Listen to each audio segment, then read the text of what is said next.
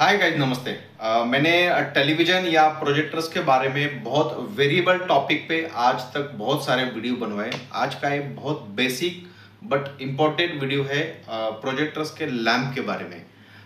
Lamp क्यों खराब होता है, लैंप खराब होने का रीज़न क्या होता है, लैंप अगर आपके प्रोजेक्टर का खराब होता है तो आप किस तरह से उसको पहचाने, और लैंप खराब ना हो, उसकी लाइफ मैक्सिमम रहे, इसके लिए आप क्या प्रिकॉशन ले। तीन चार टॉपिक पे, तीन चार सब्जेक्ट पे मैंने आज का एक वीडियो बनवाने की कोशिश की है। सबसे पहले मैं जानकारी देता हूँ आपको कि जितने सारे पुराने प्रोजेक्टर्स होते हैं, डीएलपी प्रोजेक्टर होते हैं, एलसीडी प्रोजेक्टर होते हैं, उन सारे प्रोजेक्टर्स में लैंप आता है खास तौर पे इस तरह का। ये विथ हाउसिंग वाला लैंप है, और अगर हम छुट्टा लैंप देखेंगे तो लैंप ये वाला है। इस लैंप की अगर आप कंडीशन देखेंगे तो ये वाला लैंप क्रैक हो चुका है, टूट चुका है। लैंप खराब है, आप किस तरह से पहचाने, नॉन टेक्निकल बंदा कैसे पहचाने। उसके लिए कोई मीटर या मशीन्स नहीं होती है।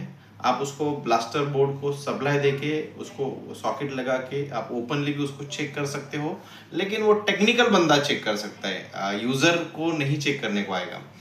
दूसरा बेसिक मेथड होता है, जैसे आप लैंप खोलते हो तो लैंप के अंदर ये वाला जो मोटा हिस्सा होता है वो बर्न होते जाता है।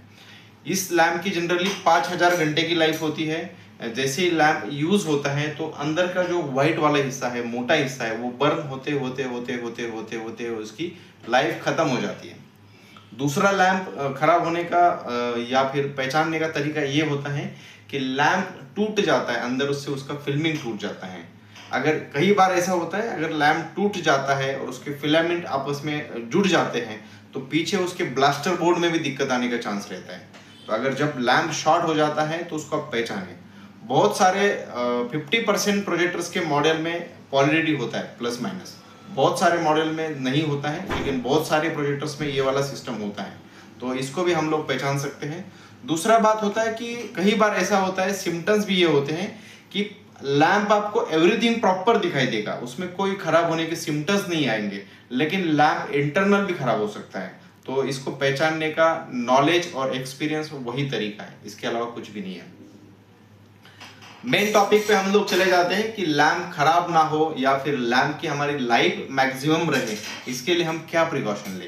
पहला प्रिकॉशन तो ये है कि आपका जो भी प्रोजेक्टर है, जो भी ब्रांड का प्रोजेक्टर है, जो मॉडल का प्रोजेक्टर है, इसको जो भी फिल्टर दिए जाते हैं दो साइड में, उस फिल्टर को आप महीने, 15 दिन, 20 दिन, जितना पॉसिबल हो सकता है उतना क्लीन रखें, साफ सुथरा रखें। और यूज के बाद प्रोजेक्टर को मोस्टली हम पैक करके रखें ताकि धूल मिट्टी अंदर ना जाए, क्योंकि प्रोजेक्टर बहुत हीट होने वाला आइटम है। ऑलमोस्ट उसमें 60 to 100 डिग्री टेम्परेचर तक टेम्परेचर रिलीज होता है, और इतने हाई टेम्परेचर में अगर आपका वेंटिलेशन प्रॉपर नहीं होगा, उसमें हवा प्रॉपर नहीं लगेगी आपके सर्किट को, लैंप को, या फिर पैनल को, कलर व्हील को, तो आपका लैंप टूटने का चांस ज़्यादा रहता है।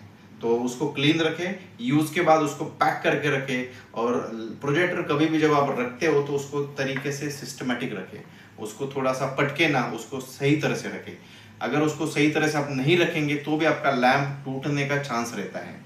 इसके अलावा प्रोजेक्टर्स के हाउसिंग से लेके ओरिजिनल लैंप चाहिए आपको, या फिर कलर व्हील चाहिए। प्रोजेक्टर्स के बारे में कुछ भी फॉल्ट फाइंडिंग हो, चाहे पिक्चर धुंधला दिखता है, कुछ पैनल का इशू है, हमारे पास प्रोजेक्टर का जो पैनल होता है उसको ठीक करने का मशीन्स है हमारे पास, बाउंडिंग मशीन।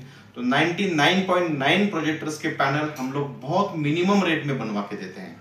अगर पैन इंडिया लेवल पे किसी के भी पास कोई हेवी प्रोजेक्टर हो, कमर्शियल प्रोजेक्टर्स हो, बड़ा प्रोजेक्टर हो, और उसमें कुछ पैनल का इशू है, तो आप लोग हमें डेफिनेटली कांटेक्ट कर सकते हो। बहुत सही रेट में प्रोजेक्टर के सारे स्पेयर पार्ट, कलर व्हील से लेके पैनल तक, और लैंप से लेके एसएमपीएस ब्लास्टर बोर्ड तक, सब कुछ हमारे पास अवेलेबल मिलेंगे आपको। इसके अलावा टेलीविजन के बारे में भी कुछ भी स्पेयर पार्ट चाहिए तो आप लोग हमें फॉल्ट फाइंडिंग से लेके स्पेयर पार्ट तक डेफिनेटली कांटेक्ट कर सकते हो।